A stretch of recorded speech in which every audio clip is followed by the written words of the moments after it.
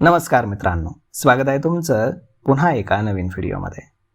मित्रांनो, Iran, America आणि Israel यांच्यातील सत्ता संघर्षाच्या पार्श्वभूमीवरती गेल्या 2 महिन्यांमध्ये कच्च्या तेलाच्या किमतींमध्ये सतत होणाऱ्या वाढीमुळे जेट इंधनाच्या किमती झपाट्यानं वाढलेल्या आहेत, ज्यामुळे अनेक विमान कंपन्यांच्या नफ्यांमध्ये घट झाली आहे. त्यातच एक प्रमुख अमेरिकन विमान कंपनी दिवाळखोरीच्या उंबरठ्यावर येऊन पोहोचली आहे आणि ट्रम्प प्रशासनानं आर्थिक मदत न दिल्यास रातोरात कामकाज बंद करण्याचा त्यांनी निर्णय घेतला आहे. आपल्या लक्षवेधी जाहिराती आणि अत्यंत स्वस्त विमान तिकिटांसाठी ओळखली जाणारी ही एकमेव कंपनी 34 वर्षांनंतर बंद झाली आहे. चमकदार पिवळ्या रंगाची विमानं चालवणाऱ्या या कंपनीनं तात्काळ प्रभावानं आपलं कामकाज पद्धतशीरपणे बंद करण्याची प्रक्रिया सुरू केली असून या कंपनीमध्ये अंदाजे 17,000 लोक काम करत होते.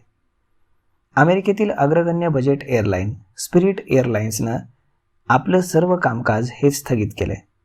पैशांची कमतरता, वाढत्या तेलाच्या किमती आणि सरकारबरोबर वाटाघाटी अयशस्वी झाल्यामुळे कंपनीनं सर्व उड्डाणं रद्द केले असून प्रवाशांना विमानतळावरती न येण्याचा सल्ला देखील दिलेला आहे आणि रिफंड प्रक्रिया ऑनलाईन पद्धतीनं सुरू केली गेली आहे. अमेरिकी नौदलाच्या नाकेबंदीमुळे होर्मुझ सामुद्रधुनी ठप्प पडली असून जागतिक तेल किमतींच्या दरवाढीचा परिणाम आता अमेरिकेलाही जाणवू लागला आहे.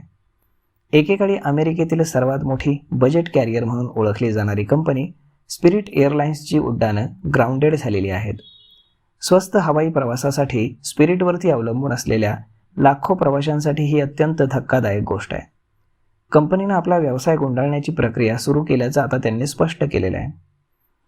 तर मग यामध्ये एअरलाईनने जे अधिकृतरित्या प्रसिद्धीपत्रक काढले त्यात सांगितलंय की सर्व उड्डाणं रद्द करण्यात आलेली आहेत आणि ग्राहक सेवा आता उपलब्ध नाही आहे. एअरलाईननं आपली बुकिंग वेबसाईट देखील काढून टाकली आहे आणि त्याऐवजी रिफंड आणि इतर माहितीसाठी एक गाईडलाईन पेज जारी केलं आहे. वाढता खर्च आणि एअरलाईनला वाचवण्याचे अयशस्वी प्रयत्न आणि यामुळे कंपनी आता इतिहास जमा झाली आहे. ट्रम्प प्रशासनासोबत शेवटच्या क्षणी बेलआउटसाठी चर्चा सुरू होती, परंतु तो करार प्रत्यक्षात येऊ शकला नाही. काही प्रमुख कर्जदात्यांनी प्रस्ताव नाकारला, त्यामुळे कंपनीकडे कुठलाही पर्याय शिल्लक राहिला नाही. याशिवाय इराण युद्ध आणि होर्मुझची नाकेबंदी यामुळे अलीकडेच जेट इंधनाच्या किमती जवळपास दुपटीनं वाढल्यात, जो विमान उद्योगामध्ये दुसरा सर्वात मोठा खर्च असतो आणि स्पिरिटसारख्या कमी खर्चाच्या एअरलाईनला हा धक्का पचवणं कठीण होतं. अशा परिस्थितीमध्ये कंपनीच्या या निर्णयाचा प्रवाशांना सर्वाधिक फटका बसेल.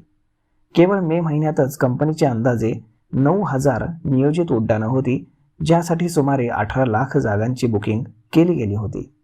म्हणजे रोज अंदाजे 60,000 प्रवाशांना यामुळे त्रास सहन करावा लागणार आहे. त्याचवेळी दुसऱ्या एअरलाईनवरती पुनर्बुकिंगसाठी मदत करणं शक्य होणार नाही, असंही स्पिरिट एअरलाईननं स्पष्ट केलं.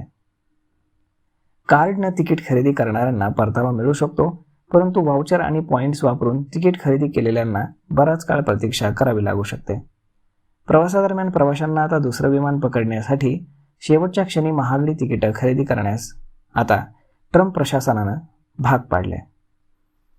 तर मग मित्रांनो, अशा पद्धतीनं आता जे काही हॉर्मुझ बंद केलंय तर ते ट्रम्प यांचं इराण वॉर त्यांच्याच अंगलट आलेलं आहे असं आपण नक्की म्हणू शकतो. परंतु ट्रम्प काही ते मान्य करायला तयार नाहीत. त्यामुळे पाहावं लागेल की अमेरिकेमध्ये अजून या युद्धाच्या झळांमुळे कोणकोणत्या कंपन्या बंद पडतायत ते. तर मग मित्रांनो, हा व्हिडिओ, ही माहिती तुम्हाला कशी वाटली हे तुम्ही आम्हाला कमेंट करून नक्कीच सांगा. आणि जर हा व्हिडिओ तुम्हाला आवडला असेल तर आपल्या जवळच्या मित्रमंडळींसोबत देखील हा व्हिडिओ तुम्ही शेअर करायला विसरू नका. धन्यवाद.